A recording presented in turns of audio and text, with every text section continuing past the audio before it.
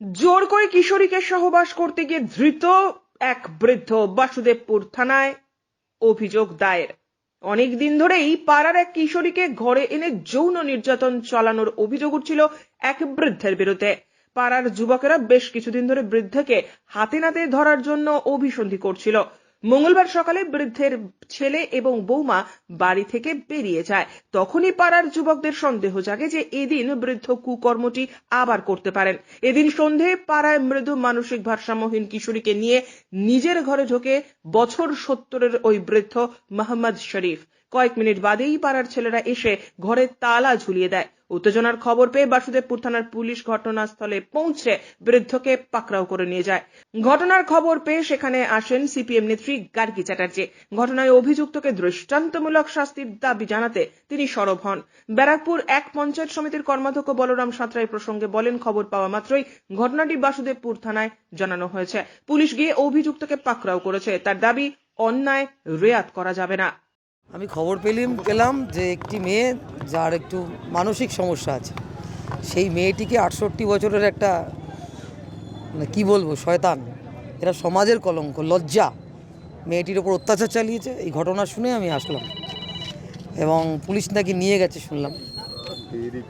এবং আমাদের এই রাজ্যে এই সময় দাঁড়িয়ে চোর, জোচ্চোর, ধর্ষক, ক্রিমিনালরা হচ্ছে তৃণমূল সরকারের আমলে নিরাপদ।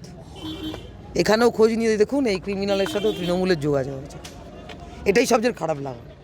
প্রশাসন যা করবার করেছে, তাহলে যে পঞ্চায়েত কয়েকদিন আগে জয়লাভ করলো জোর করে, তারা কি করলো? নির্বাচিত প্রতিনিধি তারা কি করলো? তাদের তো উচিত ছিল যে এখানে দাঁড়িয়ে মেয়েটির পাশে দাঁড়ানো, যাতে মেয়েটি জাস্টিস পায়, তার জন্য লড়া। তারা তো কিছু করলো না। সব তৃণমূলের থাকবে, পঞ্চায়েত থাকবে, প্রশাসন থাকবে, সব ওদের। তারপরে যদি এই ঘটনা ঘটে, সেই ঘটনা অবশ্য করেই মানুষ তার প্রতিবাদ করছেন এবং প্রশাসনকে উপযুক্ত ব্যবস্থা গ্রহণ করতে হবে। ঘটনাটা হলো, আজ থেকে 6 মাস ওরা ওই মেয়েটা নিয়ে ঘরে ঢোকায়। যখন ছেলে বউ বাইরে বেড়াতে যায়, কোথাও যায়, তখন মেয়েটা নিয়ে ও ঘরে ঢোকায়।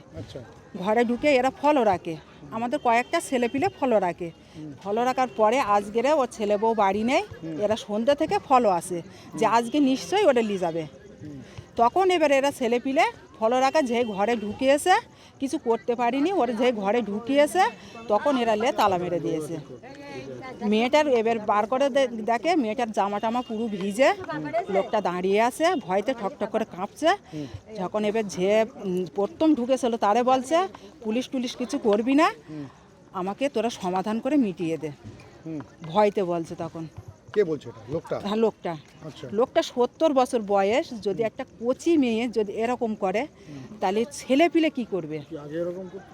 হ্যাঁ, 6 মাস ধরে করছে এরকম। আজ থেকে 6 মাস ধরে এরকম করছে, যে ছেলে বউ বাড়ি না থাকে সেই ও ঢোকায়।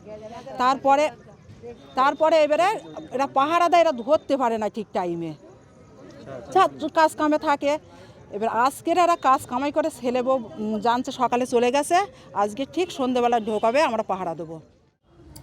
না, আমার কাছে খবরটা আসার সাথে সাথে, আমি জানি না অ্যাকচুয়াল কী হয়েছে, আসার সাথে সাথে আমি কিন্তু বাসুদেবপুর থানার বড়বাবুকে ফোন করে বললাম, যাই হোক না কেন কোনো ঘটনা যদি ঘটে থাকে আপনি তৎপরতার সাথে ব্যবস্থা নেবেন, কোনো রকম কোনো কিছু অন্যায়কে রেওয়াত করা যাবে না, এটা আমি সাথে সাথে জানিয়েছি। অভিযুক্তকে পুলিশ গ্রেপ্তার করে? হ্যাঁ, অভিযুক্তকে শুনলাম যে পুলিশ নিয়ে গেছে। এখন বিষয়টা দেখার বিষয়, কি ঘটনা ঘটেছে। অন্যায় সেটা মানতে হবে, আর যা যা পানিশমেন্ট দরকার সেই মতন করে প্রশাসন ব্যবস্থা নেবে। নৈহাটি থেকে হিমাদ্রি শেখর ভট্টের প্রতিবেদন, চ্যানেল 24/7।